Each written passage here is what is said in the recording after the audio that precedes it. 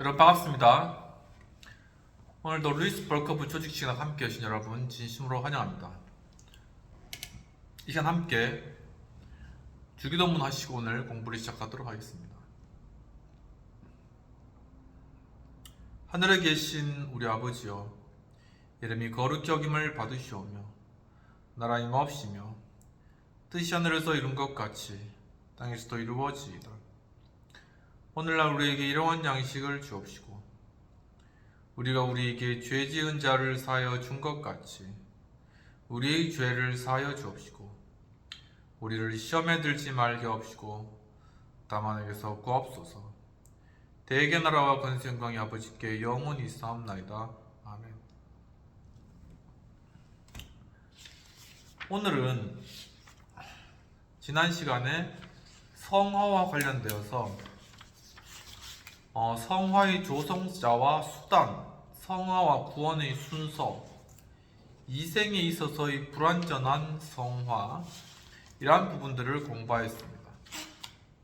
오늘은 성화와 그렇다면 선행과는 어떠한 관계가 있는가라는 것들부터 공부를 해보도록 하겠습니다. 성화와 선행은 매우 밀접한 관련이 있다라고 이야기하고 계십니다. 옛 생활이 사악한 행위자들에서 자신을 나타내듯 중생 안에 발원하고 성화에서 촉진되고 강화되는 새 생명은 선행에서 나타난다라는 것입니다. 선행은 성화의 열매라고도 부를 수 있으며 따라서 여기서 이제 벌커프 교수님이 다루고 계신 것인데, 첫 번째로는 선행이라는 것의 본질이 되겠습니다. 첫 번째로 특별히 신학적 의미에서의 선행은 과연 무엇인가라는 그런 부분이 되는데, 우리가 성화와 관련해서 선행에 대해 언급할 때 우리는 신적인 도덕법의 요구에 완전하게 부응하며 행위 언약의 상태에서도 영생의 보답을 획득할 수 있는 본래적인 가치를 지닌 완전한 행위에 대해 언급하지 않는다라고 이야기를 하고 있습니다.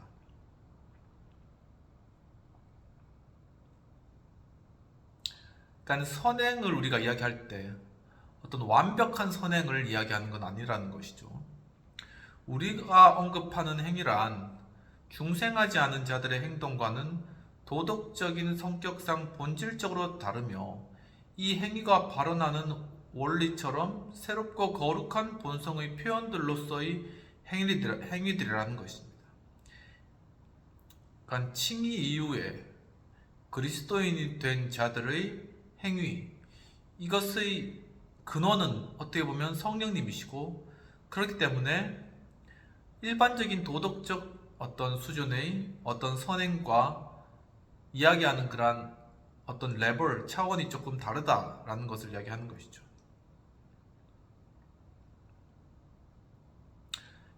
이것들은 하나님께서 용인하실 뿐만 아니라 어떤 의미에서는 보상해 주시는 행위들이라는 것이죠. 영적으로 선한 행위들의 특성은 다음과 같다라는 것입니다. 첫 번째는 이것들은 중생한 심령의 열매들이다라는 것입니다.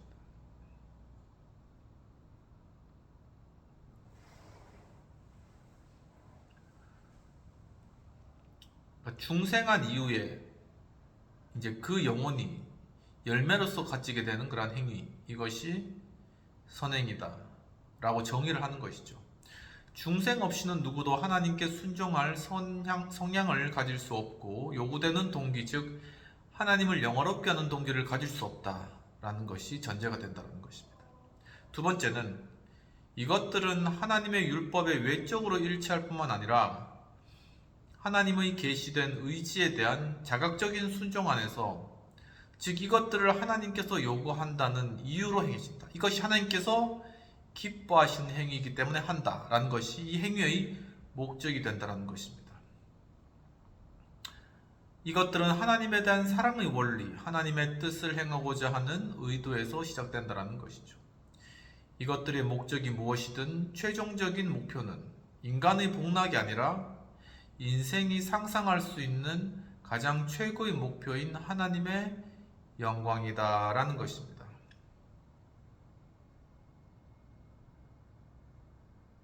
그러니까 우리 자신, 인간 자신의 즐거움이 아닌 하나님께 영광을 올려드리는 것이 이 선행의 목표이다. 이렇게 본 것입니다.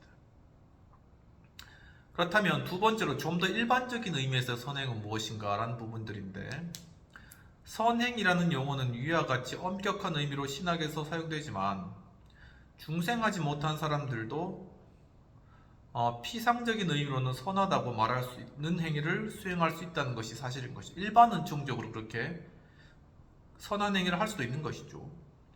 이들은 종종 하나님의 율법에 외면적으로 일치한다는 것입니다. 율법의 악명 높은 범죄와는 구분되는 객관적으로 선하다고 말할 수 있는 행위를 수행한다는 것입니다. 그러한 행위들은 하나님의 용인을 얻을 수 있는 근접한 목표에는 부응한다라는 것이죠. 그 목표에 근접해 나갈 수 있다는 것입니다. 더욱이 자연인의 잔존한 하나님의 형상과 자연의 빛으로 인해 인간은 타자들과의 관계에 있어서 칭송할 만한 동기에 의해 인도될 수도 있고, 이러한 점에서 하나님의 승인의 도장을 받을 수 있다라는 것이죠. 하지만 이러한 선행들을 타락한 인간의 심령의 열매로 간주해서는 안 된다라는 것입니다. 선행을 할 수 있지만 그것은 인간이 타락한 그러한 마음으로부터 유래한 것은 아니다. 그러니까 그런 행위를 통해서 인간이 선하다라고 이야기할 수는 없다. 이제 그 이야기를 하는 것입니다. 이것들은 오직 하나님의 보통 은혜로 설명될 수 있다는 것이죠. 더욱이 우리는 이러한 행위들이 어떤 의미에서 선하다고 말할 수 있으며, 성경에서 그렇게 일컬어진다라고 하더라도 이것들이 본질적으로 불완전하다는 것을 명심해야 된다는 것입니다. 인간이 아무리 선한 행위를 하더라도 그것은 불완전한 한계가 있는 것이다라는 것입니다.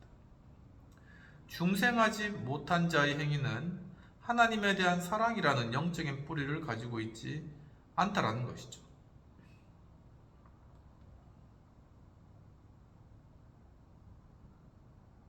그러니까 하나님을 사랑하는 그런 마음에서 그 선행이 이루어진 것이 아니라는 것입니다. 이것들은 하나님의 율법에 대한 내적인 순종과 하늘과 땅의 주권자의 의지에 대한 복속을 보여주지 못한다라는 것입니다. 이것들은 영적인 목표를 또 가지고 있지 않다라는 것이죠. 왜냐하면 이것들은 하나님을 영화롭게 하는 목적을 위해 수행되지 않고 자연적 생활의 관계만을 지니고 있기 때문이다라는 것입니다. 행위의 진정한 본질은 최종적인 목표의 틀질에 의해서 결정되는데, 중생하지 못한 자가 어떤 의미에서 선을 행할 수 있다는 것은 종종 부인되어 왔다는 것이죠. 바르트는 여기서 한 걸음 더 나아가 신자들도 선행을 할 수 있다는 사실을 부정하고 신자들의 모든 행위가 죄다, 이렇게 바르트의 견해에서는 주장하였다는 것입니다. 두 번째로 선행의 공로적인 성격에 대한 내용입니다.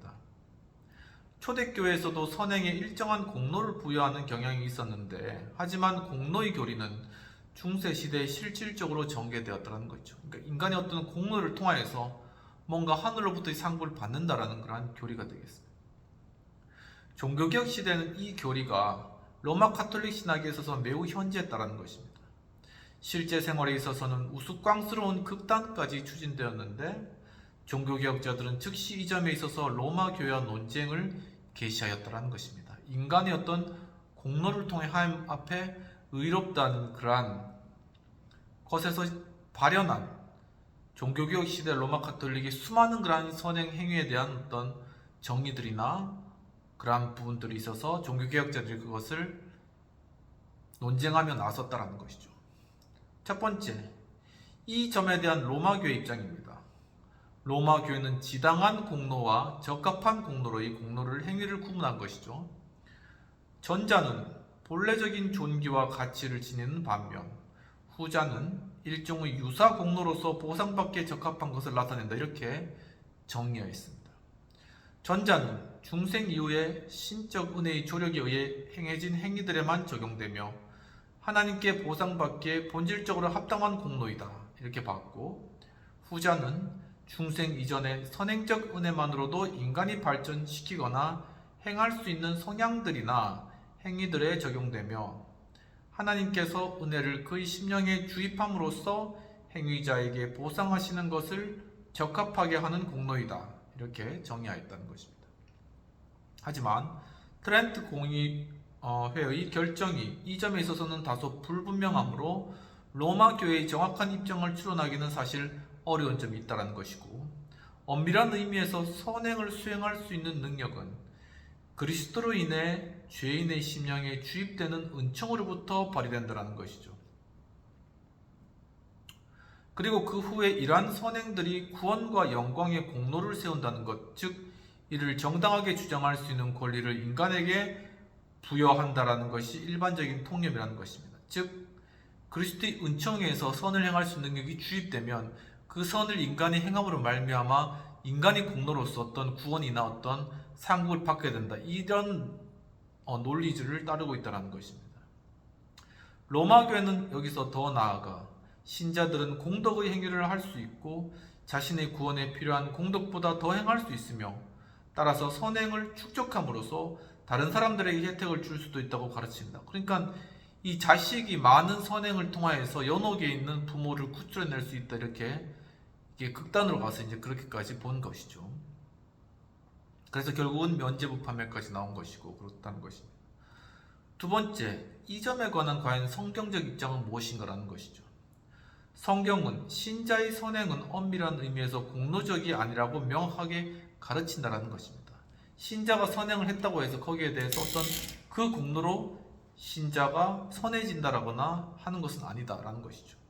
하지만 우리는 공로라는 단어가 이중의 의미로, 즉 엄밀하고 본래적 의미와 좀 더 자유로운 의미로 사용된다는 것을 기억해야 하는데, 엄밀하게 말해서 공로적 행위는 그 고유한 가치와 존귀로 인해 교환적인 의로 보상이 정당하게 주어진 행위라는 것이죠. 그러니까 이 공로적 행위를 하게 되었을 때는 그 대가로서 그에게 구원이 주어진다거나 그에게 교환 가치로서 정확한 그러한 것이 다시금 돌아올 때 그것이 공로적 행위라는 것입니다.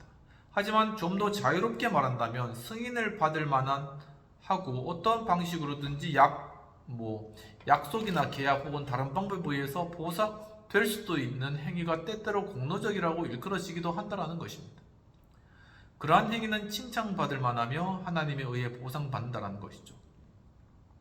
하지만 아무리 그렇다고 할지라도 이들은 엄밀한 의미에서는 공로적이라고 말할 수는 없다라는 것입니다. 이것들은 자체의 도덕적 가치로서 하나님을 선행자에게 빚진 자로 만들지 않는다는 것이죠. 그가 그런 공로적인 행위를 했다고 해서 하나님이 그에 대한 보상을 응당해 줘야 되는, 하나님을 빚진 자로 만드는 그런 행위는 아니라는 것입니다. 엄정한 공의에 의하면 신자들의 선행은 어떠한 공로도 세울 수 없다는 것입니다. 지금 고려되고 있는 점에 대한 가장 결정적인 성경 구절 중 일부를 나열한다면은 누가복음 17장 9절입니다. 누가복음 17장 9절. 명한대로 하였다고 종에게 감사하겠느냐. 10절. 이와 같이 너희도 명령받은 것을 다 행한 후에는 이르기를 우리는 무익한 종이라 우리가 하여야 할 일을 한 것뿐이라고 할지라는 것이죠. 그렇게 행위를 했다고 해서 주인에게 어떤 보상을 하라고 요구할 수는 없는 거예요. 당연히 해야 될 일을 했다라는 것입니다. 또 로마서 5장 15에서 18절. 그러나 이 은사는 그 범죄와 같지 아니하니 곧 한 사람의 범죄를 인하여 많은 사람이 죽었은즉 더욱 하나님의 은혜와 또한 한 사람 예수 그리스도의 은혜로 말미암은 선물은 많은 사람에게 넘쳤느니라. 또한 이 선물은 죄송합니다. 범죄한 한 사람으로 말미암은 것과 같지 아니하니 심판은 한 사람으로 말미암아 정죄에 이르렀으나 은사는 많은 범죄로 말미암아 의롭다 하심에 이름이니라. 한 사람의 범죄로 말미암아 사망이 그 한 사람을 통하여 왕노릇하였은즉 더욱 은혜와 의의 선물을 넘치게 받는 자들은 한 분 예수 그리스도를 통하여 생명 안에서 왕노릇하리로다 라고 적혀 있다는 것입니다. 오직 예수 그리스도의 은혜라는 것이죠. 6장 23절은 죄의 삭은 사망이요 하나님의 은사는 그리스도 예수 안에 우리 주에는 영생이다. 온전히 하나님의 은혜이다. 또 에베소서 2장 8에서 10절. 너희는 그 은혜를 인하여 믿음으로 말미암아 구원을 받았으니 이것이 너에게서 난 것이 아니요 하나님의 선물이라. 행위에서 난 것이 아니니 이는 누구든지 자랑하지 못하게 함이라. 우리는 그가 만드신 바라 그리스도 예수 안에서 선한 일을 위하여 지으심을 받은 자니 이 일은 하나님이 전에 예비하사 우리로 그 가운데 행하게 하려 하심이라. 하나님부터 선물로 은혜를 받았기 때문에 우리가 어떤 선행을 하는 건 당연하다 라는 것을 이야기하는 것이죠. 디모데후서 1장 9절.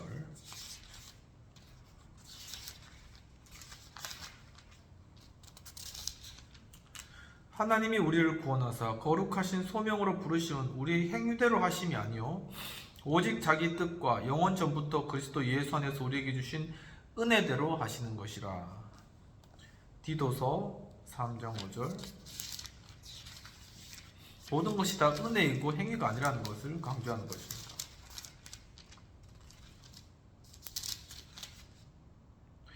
우리를 구원하시되 우리의 행한 바 의로운 행위로 말미암지 아니하시고 오직 그의 긍휼하심을 따라 중생의 시승과 성령의 새롭게 하심으로 하셨나니 라는 그러한 구절들이 있습니다. 이 구절들은 신자들이 선행으로 인해 구원의 기업에 합당하게 되는 것이 아니라 오로지 하나님의 값없는 선물로서 이를 받는다는 것을 명백히 보여준다는 것이죠. 그러한 행위가 공로적이 될 수 없다는 근거로는 다음과 같은 것들이 있다는 것입니다. 첫 번째, 신자들은 자신의 모든 삶을 하나님에게 의존하며 따라서 마땅히 하나님에게 드려야 할 것을 드린다고 해서 어떠한 공로를 세울 수 있는 것은 아니다라는 것이죠.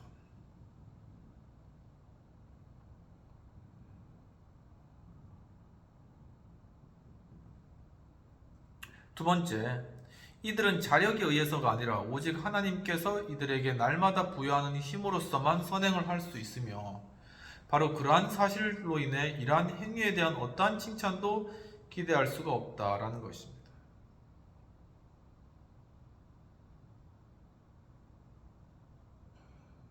그러니까 이 선행을 할 수 있는 그러한 근본적인 힘, 그것이 하나님께로부터 왔기 때문에 자기 자신의 어떤 공로라든가 어떤 그런 것들을 내세울 수 없다는 것이죠. 신자들의 최선의 행위조차도 이 생에서는 불완전하며 모든 선행을 합하더라도 단지 부분적인 순종만을 나타내는 반면 율법은 완전한 순종을 요구하고 이에 미치지 못하는 어떠한 것으로도 율법의 요구는 만족될 수 없다는 것입니다. 완벽한 의를 율법은 요구하기 때문에 인간의 힘으로서는 거기에 다다를 수 없다는 것이죠. 더욱이 신자의 선행은 영광의 영원한 보상과는 전혀 균형이 맞지 않는다는 것입니다. 일시적이고 불안정한 순종은 영원하고 완전한 보상을 얻을 만큼 공로를 세울 수가 없다는 것입니다. 인간이 아무리 선을 했다고 해도 그 대비 인간이 영원한 구원이라는 거기엔 이룰 수 없는, 턱없이 없는 그러한 것이다 라는 것이죠. 세 번째는 선행의 필요성이 되겠습니다. 그렇다면 왜 선행이 필요한가? 적절하게 이해된 선행의 필요성에 대해서는 의문이 여지가 없는 것이죠. 선행은 당연히 해야 되는 거 당연한다는 것입니다. 선행은 구원의 공로를 세우기 위해 필수적이거나 구원을 붙잡는 수단으로 혹은 영원한 영광으로 나아가는 유일한 수단으로 이해돼서는 안 된다는 것이죠. 그러니까 구원받기 위해서 선행을 하는 것은 아니고 그것이 불가능하다는 것입니다. 왜냐하면 유아들은 어떠한 선행도 행하지 않고 구원에 진입하기 때문이다라는 것입니다. 성경은 선행이 아니면 구원받을 수 없다고 가르치지 않는다라는 것이죠. 동시에 선행은 그리스도와 신자의 연합으로부터 필연적으로 발원하게 되는 것임을 강조할 필요가 있다. 그러니까 이것이 어떤 인간의 노력이나 공로가 아니라 그리스도 연합함으로 그 자연스러운 결과로 선행이 나타나게 된다라는 것입니다. 나는 포도나무여 너희는 가지라. 그가 내 안에 내가 그 안에 거하면 사람이 열매를 많이 맺나니 나를 떠나서는 너희가 아무것도 할 수 없습니다 라는 것입니다. 선행은 하나님이 요구하시는 것으로서 신앙의 열매로서 그리고 감사의 표현으로서 신앙의 확신을 위해서 하나님의 영광을 위하여 필요하다라는 것이죠.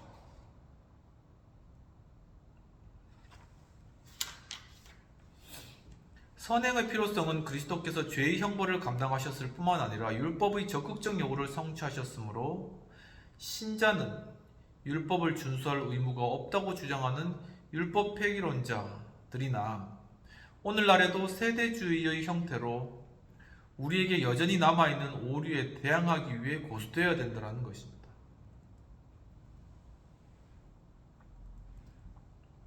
율법 폐기론자는 더 이상 선을 행할 필요가 없다. 예수님께서 다 율법이 올려주셨다 이렇게 보는데 그게 아니라는 것이죠.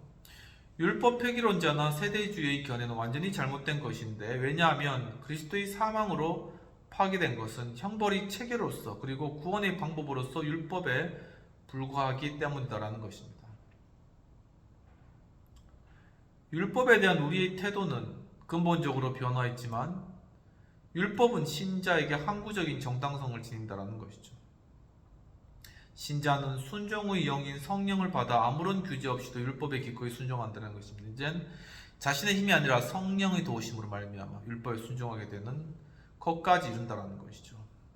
스트롱은 다음과 같이 요약하는데, 그리스도는 첫 번째, 저주와 형벌의 체계인 율법에서 우리를 자유롭게 하셨다.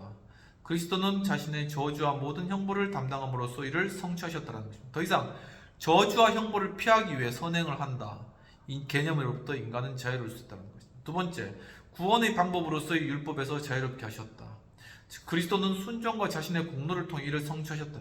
왜냐하면 예수 그리스도께서 모든 율법의 요구를 다 이루셨기 때문이다라는 것이죠. 세 번째, 외면적이고 이질적인 강제로서의 율법으로부터 자유롭게 하셨다는 것이죠. 우리에게 순종의 영과 아들의 영을 주심으로써 율법이 내면에서 점진적으로 실현되게 함으로써 이를 성취하셨다. 즉, 자발적인 마음으로 율법에 순종하도록 그것을 억지로가 아니라 그렇게 바꾸셨다라는 것입니다. 깊은 연구를 위한 질문을 한번 살펴보도록 하겠습니다. 이스라엘 가운데서 신정적 거룩함은 윤리적 거룩함과 어떻게 관계되는가? 예식적인 정결은 성화와 어떻게 연관되는가? 성화의 주체는 누구인가? 옛사람 혹은 새사람인가? 혹은 둘 중에 어느 누구도 아닌가? 이생에서 성화는 인간의 모든 부분에 동등하게 영향을 주는가? 성화의 과정이 시작되는 장소는 모든 그리스도인들은 성화에 있어서 점진적 진보를 경험하는가? 성화와 도덕적 개선의 차이는 무엇인가?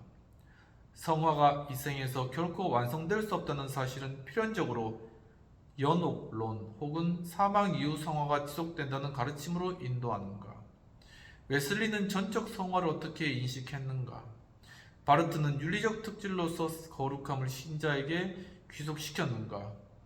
그리스도인은 생활의 규범으로서의 율법에서는 해방되지 않는다는 성경적 증거는 무엇인가? 개신교인들은 일반적으로 선행은 불필요하다고 가르치는가? 로마 가톨릭 교인과 개신교인들은 선행의 필요성에 대해 어떻게 다른 견해를 가지고 있는가?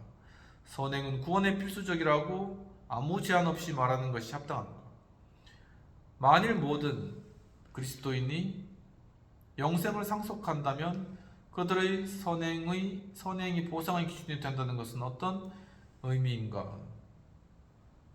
그런 질문들을 좀 더 깊이 생각해 보면 좋을 것 같습니다. 그리고 이제 다음 과로 넘어가서 이제 성화에서 성도의 견인이란 그런 제목인데 좀 약간 생소하죠. 성도의 견인, 과연 이게 무엇일까라는 그런 부분들입니다.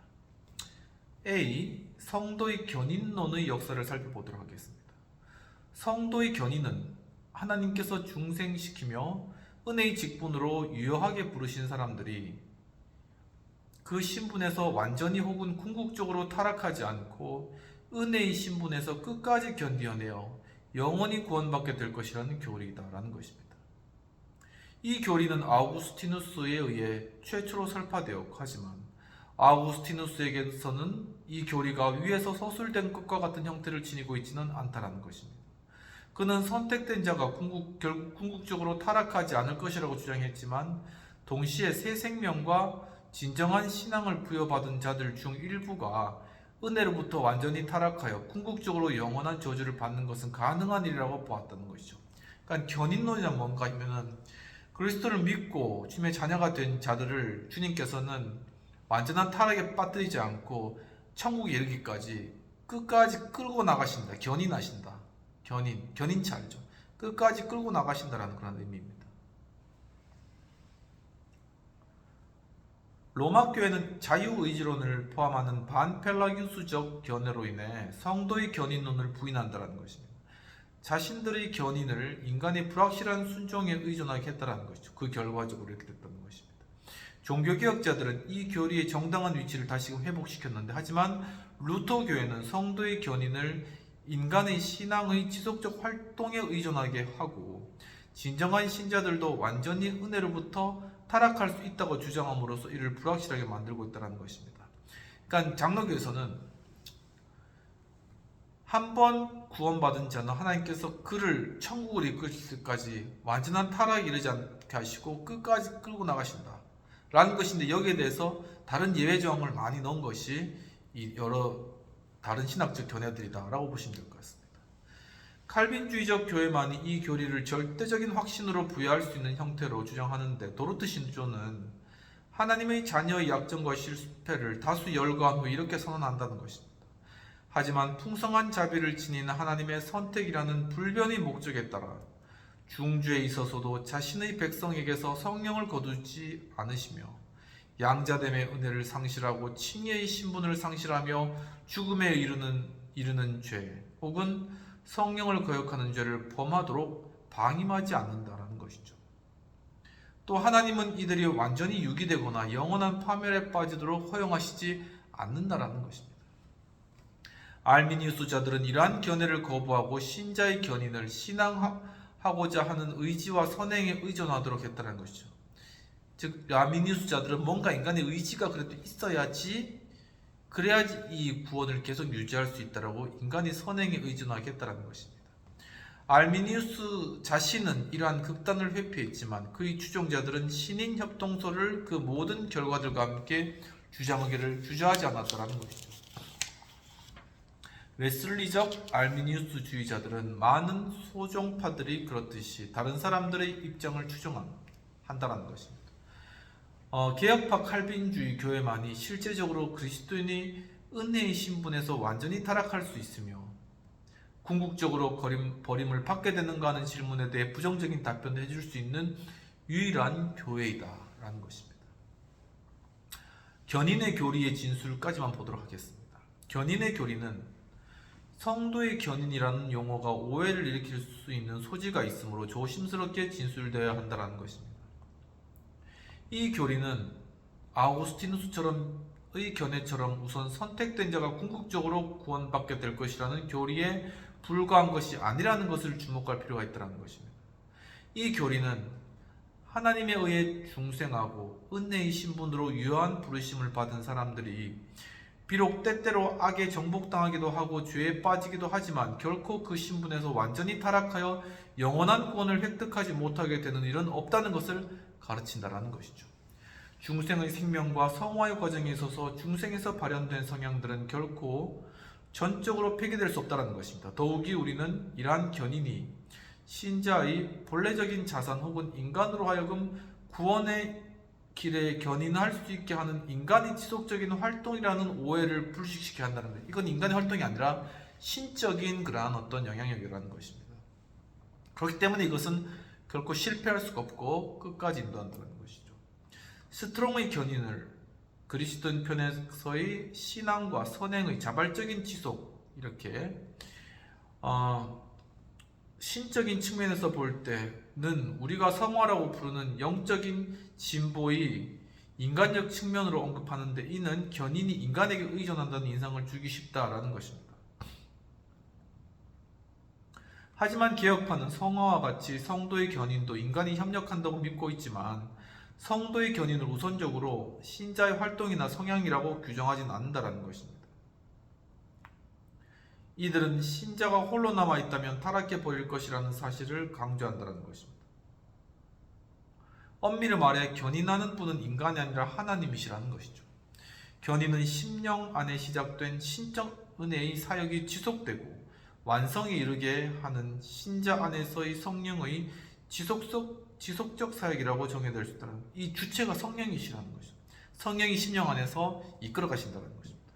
하나님께서는 자신의 사역을 포기하시지 않기 때문에 신자들은 끝까지 견딜 수 있게 된다라고 이야기하는 것입니다. 이까지 하고 다음 시간에는 견인의 교리에 대한 증명을 하도록 하겠습니다. 함께 기도하고 마치도록 하겠습니다.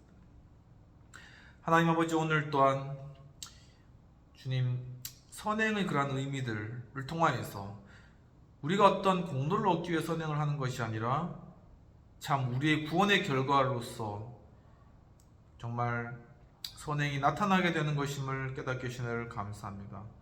주님 또한 저희들이 견인의 교리를 통하여서 참 우리를 천국까지 인도하시는 분은 우리 자신의 행위가 우리 자신의 공로가 아니라 오직 내 안에 계신 성령님임을 다시 한번 깨닫게 해주신 주님 감사합니다. 바로 이것을 통해서 우리가 주님에 대한 확신을 가지고 정말 이 많은 그런 어려움 가운데 이 땅 가운데서도 끝까지 승리하면서 나갈 수 있을 줄 믿습니다. 주여 저희들을 붙드시고 주님께서 인도하시고 주님의 선하신 곳으로 끝까지 인도하시고 지켜주옵소서. 모든 말씀 우리 주 예수님 이름으로 기도합나이다. 아멘. 오늘도 조직시간 함께 공부에 참여해주신 여러분 감사합니다. 이제 3월 또 꽃이 피기 시작했고 날씨가 많이 높아졌는데 또 아직까지 또 이렇게 환절기에 감기 때문에 고생하시는 분들 또 있는데 감기 또 잘 치료 받으시고 또 감기 조심하시고 또 이 봄에 평안하고 주님께서 주시는 그러한 봄의 축복을 누리면서 한 주 복된 한 주 보내시기를 축원합니다. 감사합니다.